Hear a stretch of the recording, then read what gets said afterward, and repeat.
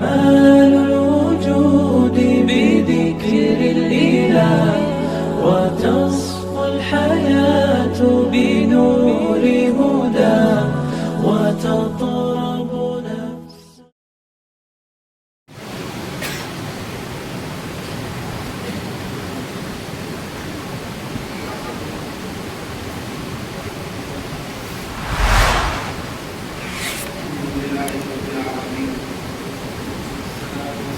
على سيد الأنبياء والمرسلين أما بعد فقال تعالى أعوذ بالله من الشيطان الرجيم بسم الله الرحمن الرحيم إن هذا القرآن يهدي للتي هي أقوم ويبشر المؤمنين الذين يعملون الصالحات وأن لهم أجرا كبيرا.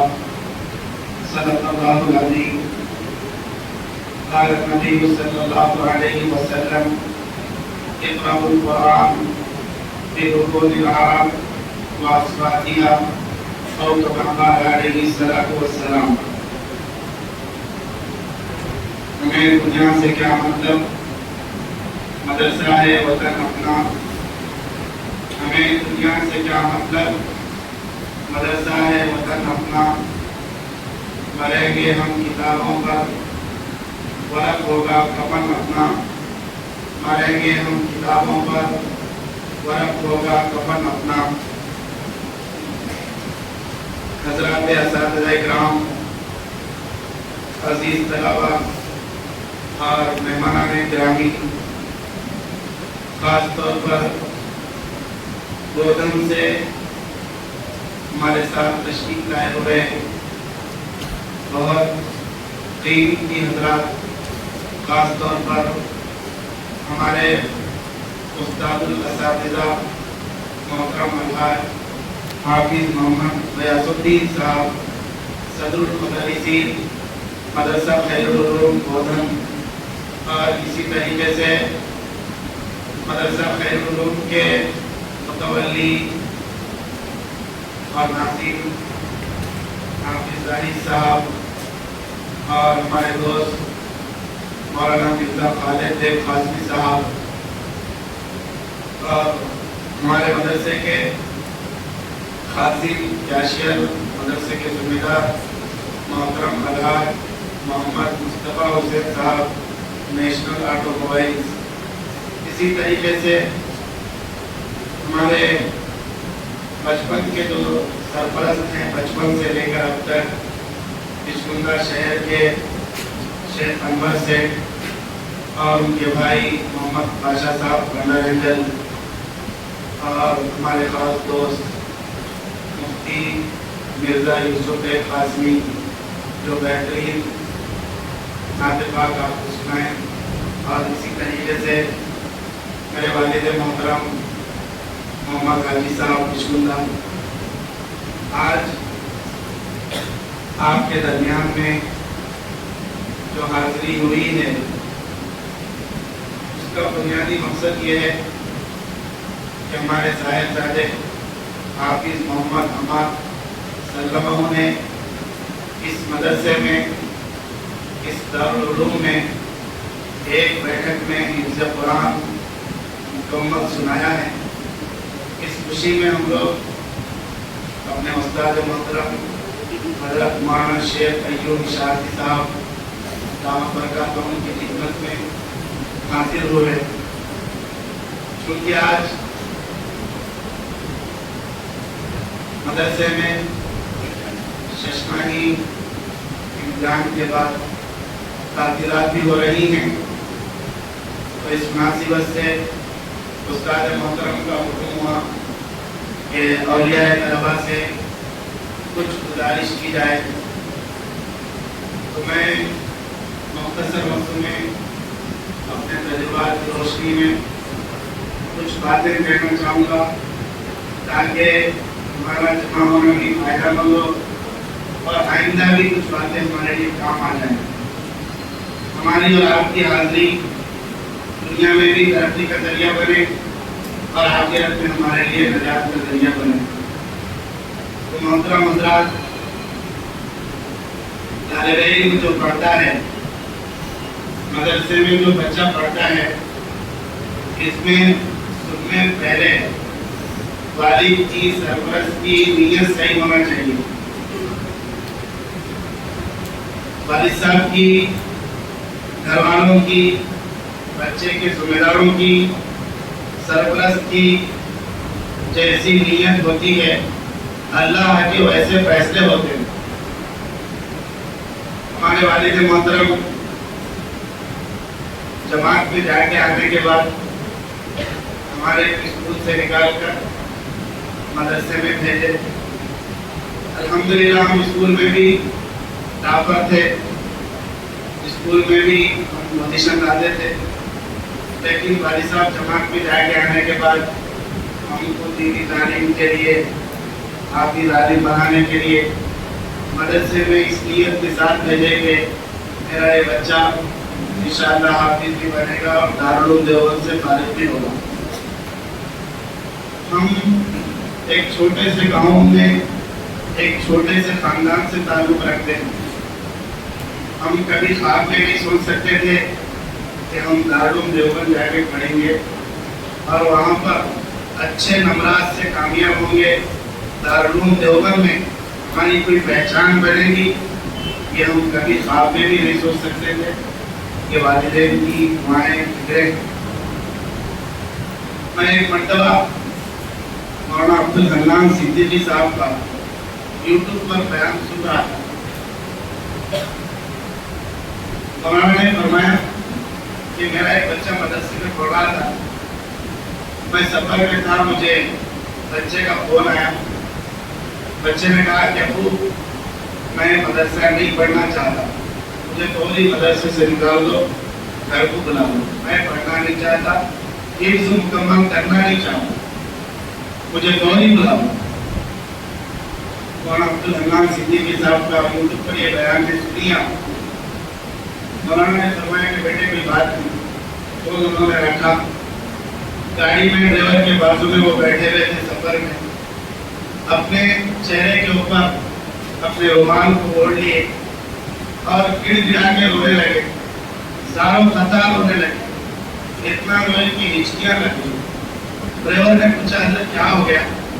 کوئی آپ کو بیماری عائد ہو گئی یا دل کا دورہ پڑ گیا، ہارٹ آیا، کیا ہوا، کیوں رو رہے؟ جب افاقہ ہوا تو مولانا عبدالحنان صدیقی نے فرمایا کہ میرے بچے کا فون آیا کہ وہ پڑھنا نہیں چاہتا، حافظ بننا نہیں چاہتا، مدرسے سے نکل جانا چاہتا ہے. تو میں اللہ تعالیٰ سے دعا مانگ رہا تھا، رو رہا تھا کہ اللہ میرا ایسا کون سا گناہ ہوا جس کی سزا کے طور پر آپ میرے بچے کو حفظ قرآن سے محروم کر رہے ہیں. اللہ اگر مجھ سے ایسا کوئی گناہ ہوا تو آپ مجھے معاف فرما دیجیے. میری گناہوں کی سزا میرے بچے کو نہ دیجیے. میری گناہ کی وجہ سے میرے بچے کو حفظ قرآن سے محروم مت کیجیے اللہ. مولانا عبدالحنان صاحب فرماتے ہیں ڈرائیور سے بات چیت میری چل ہی رہی تھی، پھر فون آیا. بیٹے کا کہا کہ ابو جان میں مدرسے میں پڑھ لینا چاہتا ہوں اور حفظ مکمل کر کے انشاءاللہ میں گھر کو آؤں گا. تو ہم اپنے دل پہ ہاتھ رکھ کے سوچیں کہ ہم اپنے بچے کو مدرسے میں جو ڈالے ہیں ہمارا مقصد کیا ہے. کیا ہمارا بچہ چھوٹے سے بڑا مدرسے میں ہو کر آ جائے گا، پھر کمانے لگ جائے گا، پڑھے یا نہ پڑھے، عمر تو اس کی بڑھ جائے، کمانے کے قابل ہو جائے. اگر ہماری نیت ایسی درست نہیں ہے تو پھر ہمارا بچہ نہیں پڑھ سکے گا.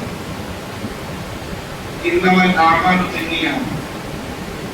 جو آدمی جیسی نیت کرتا ہے اللہ کے ویسے فیصلے ہوتے ہیں. مولانا عمر صاحب پورے رحمۃ اللہ علیہ کے بارے میں ملفوظات میں ہم نے پڑھا ہے کہ وہ اپنی والدہ محترمہ کو کتاب پڑھ کر سناتے تھے. تو والدہ نے فرمایا کہ بیٹا تم مجھے آج اکیلے کو یہ کتاب سنا رہے ہو، دین کی بات بتا رہے ہو، ایک زمانہ آئے گا تم لاکھوں کے مجمع کو دین کی بات سناؤ گے. ماں کی وہ بات پوری ہوئی. مولانا عمر صاحب پوری رحمۃ اللہ علیہ زندگی بھر لاکھوں کے مجمع کو گھنٹوں دین کی بات بتاتے رہے. करोड़ों लोगों की हिदायत का जरिया बने। तो मोहतरम हज़रात, बच्चे के पढ़ने नहीं पढ़ने का दारोमदार हमारी नीयत के ऊपर है। बाकी ये असबाब और ये दौलत, ये माल, ये जेब खर्च बच्चे की तालीम में कोई रुकावट नहीं बन सकता। हम गरीब हैं, दुनिया की कोई ताकत हमको तरक्की से रोक नहीं सकती। मैं आपको बताऊं, यूट्यूब पर मौलाना मंजूर महंगल साहब का बयान सुनिए और मौलाना मंजूर महंगल साहब की जिंदगी के हालात पढ़िए। मौलाना मंजूर महंगल 1.5 महीने में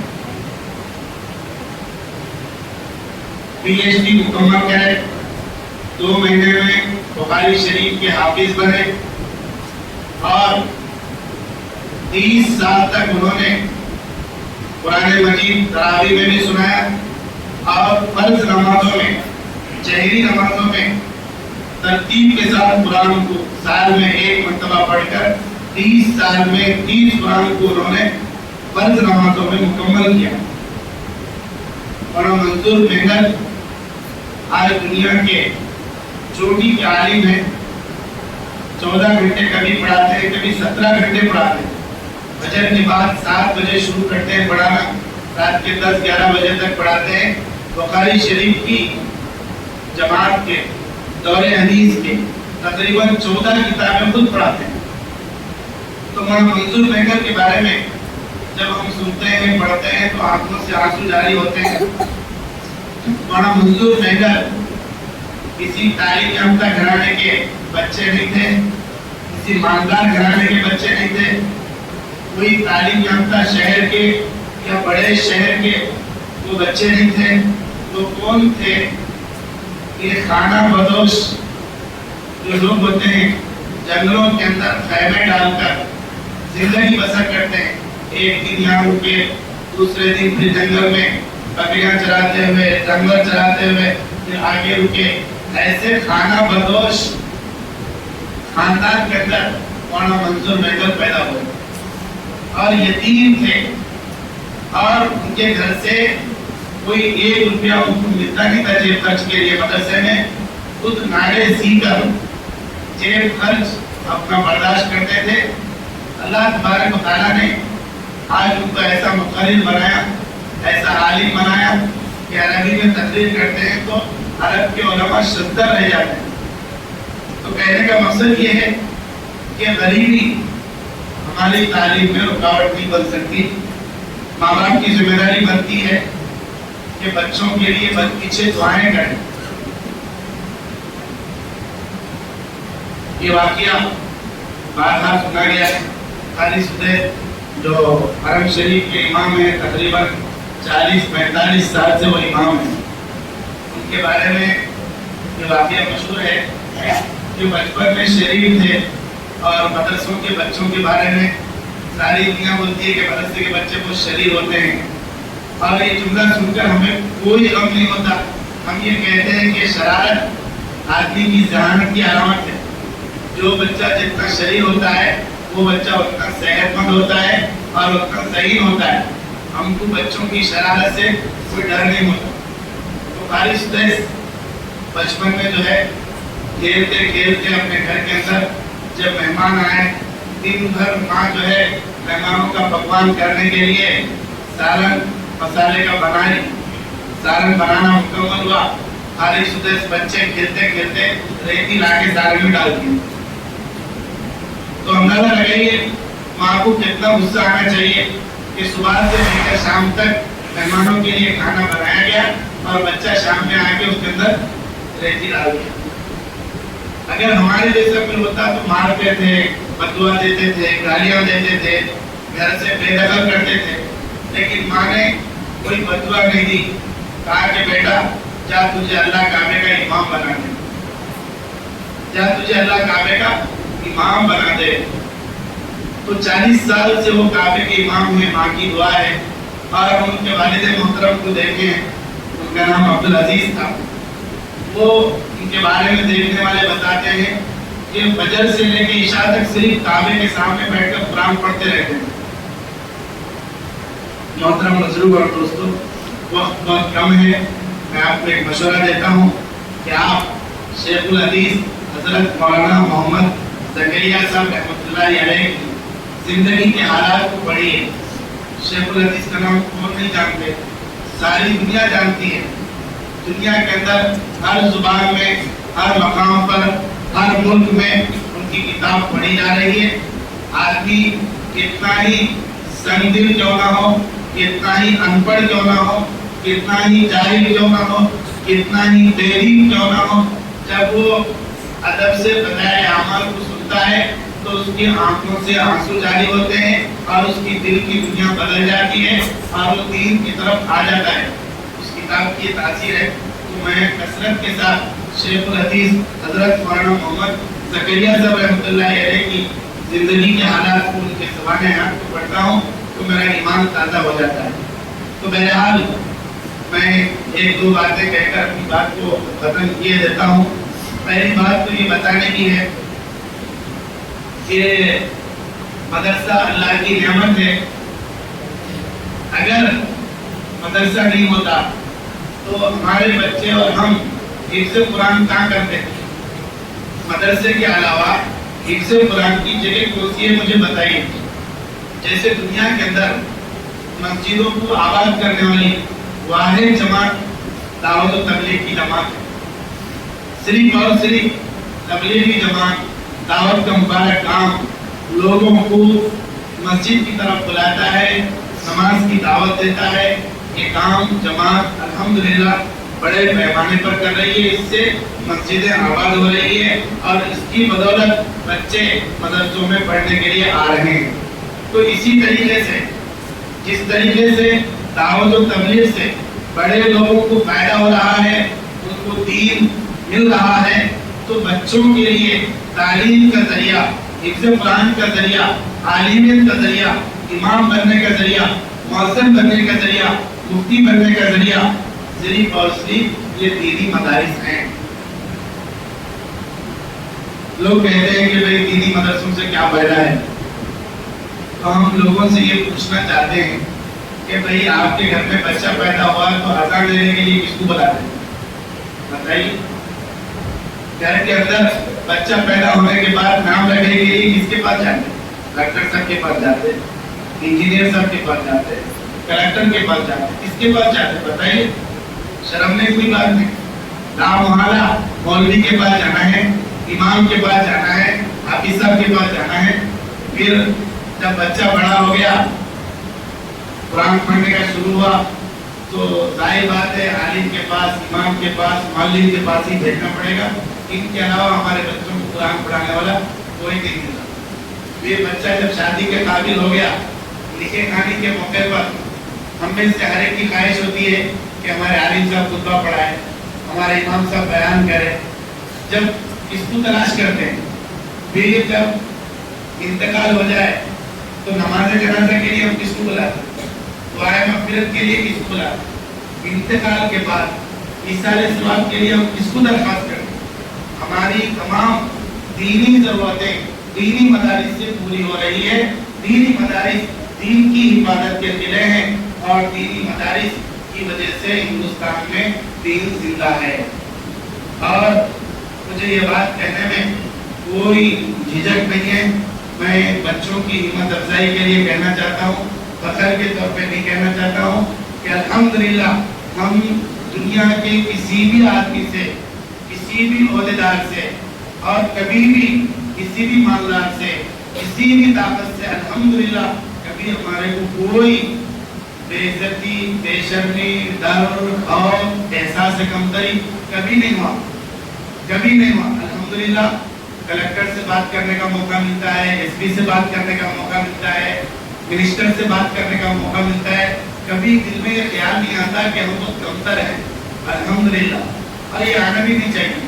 اللہ نے ہم کو جو علم دیا، یہ دنیا اور آخرت کا سب میں افضل علم ہے۔ جو آدمی، جو طالب علم قرآن پڑھتا ہے، اللہ تعالیٰ دنیا کی تمام دولتوں کو اس کے ختموں میں ڈال دیتے ہیں۔ قرآن سے بڑی کوئی دولت دنیا کے اندر موجود نہیں ہے۔ میں والدین سے، سرپرستوں سے اور بچوں سے کہنا چاہتا ہوں کہ لوگ سوال کرتے ہیں کہ بھائی بچہ بڑا ہو کے کیا کرے گا، حافظ بن کے کیا کرے گا، عالم بن کے کیا کرے گا۔ تو ہمارا سوال یہ ہے کہ آپ کا بچہ ڈاکٹر بننے کے بعد کیا کر رہا، آپ کا بچہ انجینئر بننے کے بعد کیا کر رہا، آپ جواب دیجیے۔ جیسا وہ کما رہا، جیسے اس کو اللہ رزق دے رہے، ویسے ہی حافظ قرآن کو اللہ باعزت طریقے سے رزق دیں گے، بہت عمدہ دیں گے۔ مولانا عبدالقوی صاحب حیدرآباد کے فرماتے ہیں ہندوستان کے اندر 40 لاکھ انجینئر بے روزگار ہیں، 40 لاکھ انجینئر بے روزگار ہیں۔ کوئی حافظ، عالم، قاری، مفتی، امام کوئی بے روزگار الحمدللہ نہیں ہے۔ ہم اللہ کے لیے پڑھ رہے ہیں، اللہ ہمیں رزق دے گا۔ ہم مدرسوں میں پڑھیں گے، ہم اس دینی تعلیم کو پڑھائیں گے اور اسی میں جینے اور مرنے کو ہم اپنا فخر سمجھتے ہیں، سعادت سمجھتے ہیں، یہ ہمارے لیے قابل رشک زندگی۔ تو عزیز طلبہ اکرام اور سرپرست حضرات، میری ایک گزارش درخواست کو یاد رکھیے کہ مدرسے کے اندر بچوں سے کسی چیز کی تکلیف نہیں ہوتی۔ بچے پیان توڑ دیے، ہم کو تکلیف نہیں ہوتی۔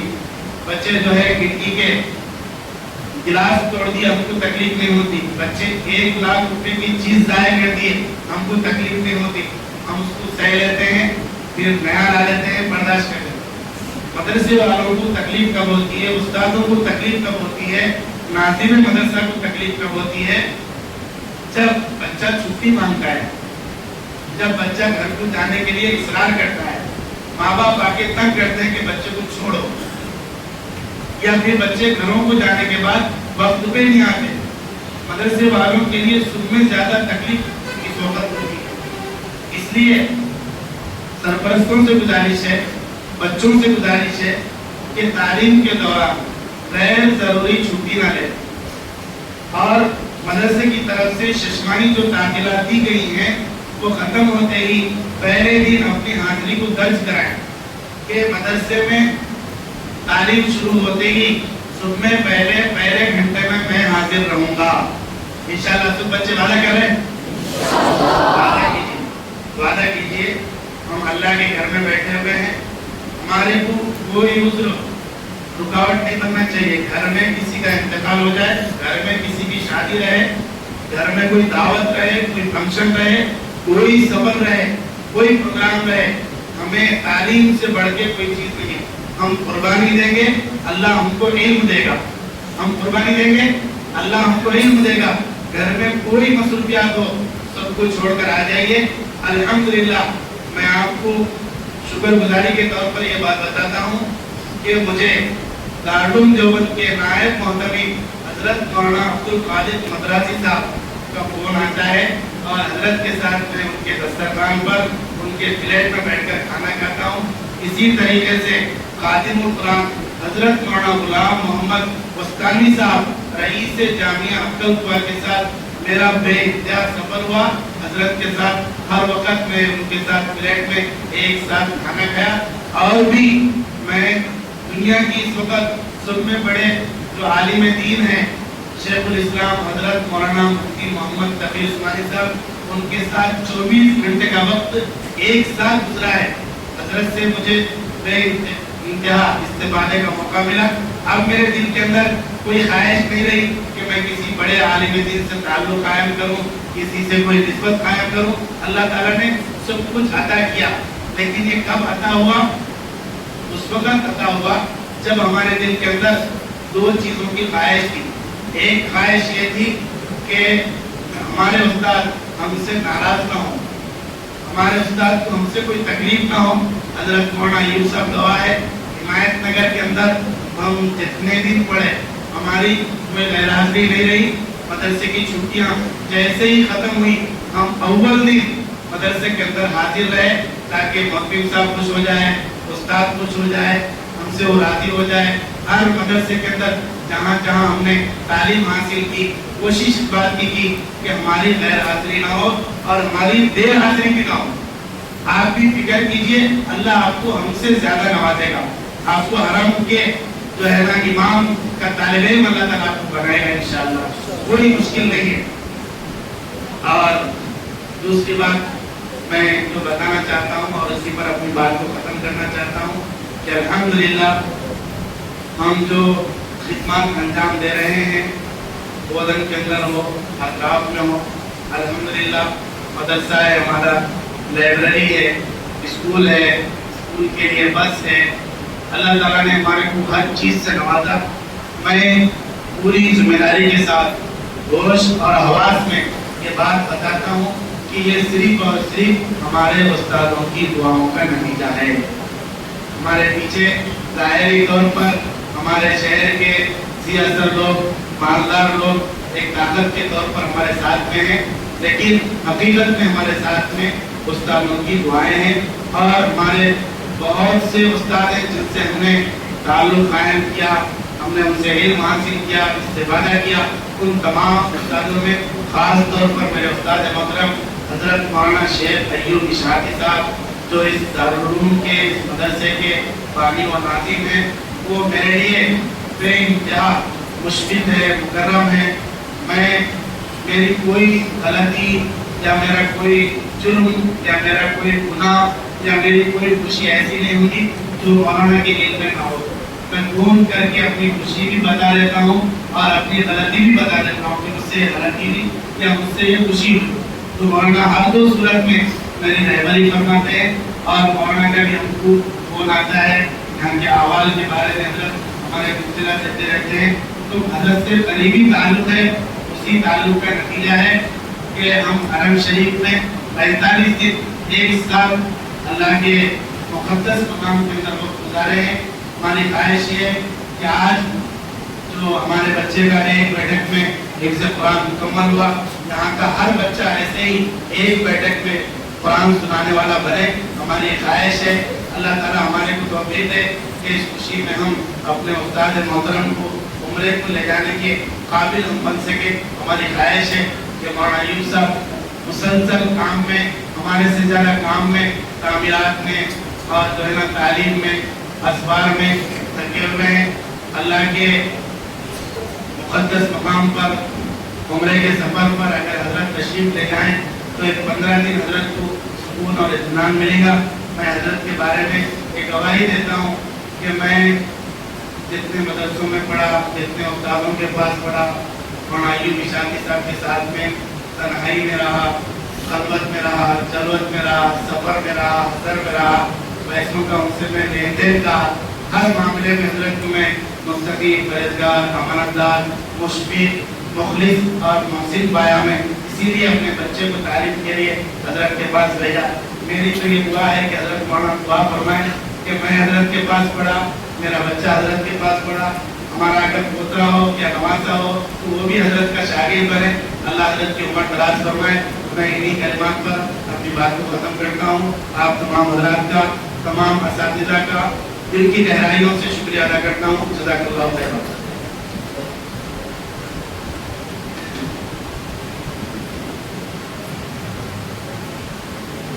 जज़ाकल्लाहु खैरन व अहसन जज़ा।